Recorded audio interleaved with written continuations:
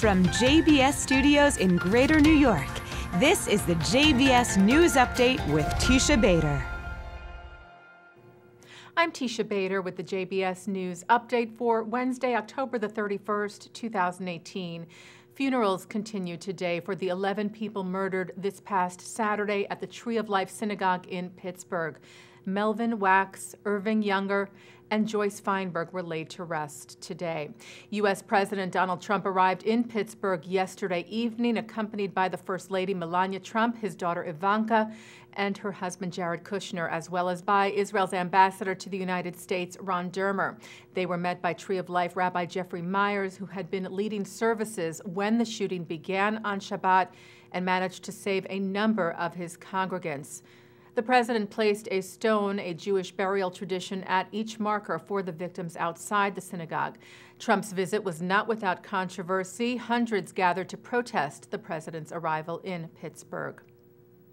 And religious leaders gathered in New York City last night to remember the Tree of Life victims in a show of unity. Timothy Cardinal Dolan, Imam Shamsi Ali, and Rabbi Chaim Steinmetz were among those who came together with New York Governor Andrew Cuomo at Central Synagogue for a solidarity service and a call for peace and civility. Ohio Congressman Steve Stivers, who leads the National Republican Congressional Committee, is calling out fellow Republican Iowa Congressman Steve King for recent comments and actions, among them King's meeting with members of the far-right Freedom Party in Austria that has Nazi roots, and endorsement of mayoral candidate in Toronto Faith Goldy, whose views are described as white nationalist with associations with anti-Semitic and neo-Nazi websites. Stivers tweeted today, "We must stand up against white supremacy and hate in all forms, and I strongly condemn this behavior." Two Jewish leaders in King's district, synagogue presidents Alan Steckman and John Pleasance, wrote a letter in the Des Moines Register calling King an enthusiastic crusader for the same types of abhorrent beliefs held by the Pittsburgh shooter. Technology giant Intel yesterday withdrew their financial support of King's campaign, saying his views conflict with their values. The chief rabbi of Ukraine said yesterday that one of the main synagogues in Kiev was bugged. Moshe Azman said the synagogue's security task force discovered individuals who professionally carried out a covert surveillance of the premises and visitors of the Kiev Central Synagogue. He said he was deeply concerned about actions that he said not only compromise our community and our manifestations of anti-Semitism, but also discredit the nation as a whole.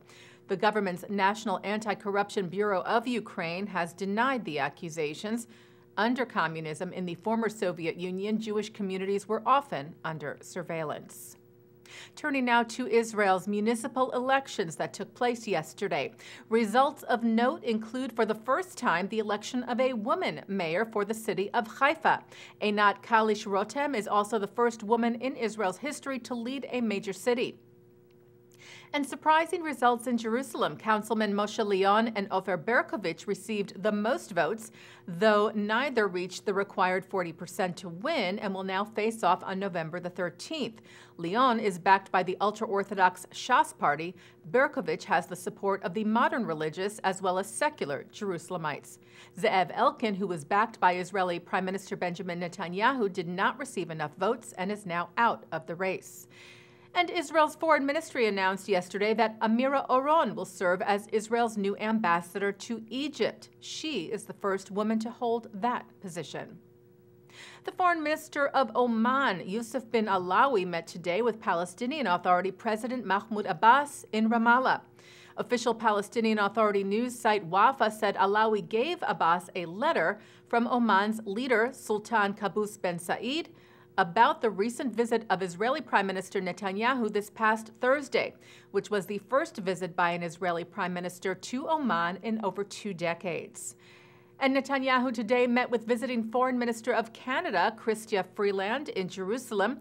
The two leaders spoke of the mutual friendship based on similar values and commitment to democracy. Taking a look now at our programming for tonight on JBS for Wednesday, October the 31st at 7 o'clock, a special debate program just ahead of the midterm elections. Thane Rosenbaum hosts the discussion between Haley Seufer of the Jewish Democratic Council of America and Bruce Abramson of the Republican Jewish Coalition. Then at 8, a review of Jewish feminism from Limmud, New York. At 9, Mark Golub sits down with iconic feminist Phyllis Chesler, who talks about her new book on L'chaim. And at 10:30, Francesca Siegel discusses her novel, The Innocents.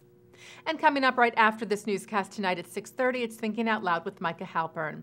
And that's the JBS News Update for Wednesday, October the 31st, 2018. I'm Tisha Bader.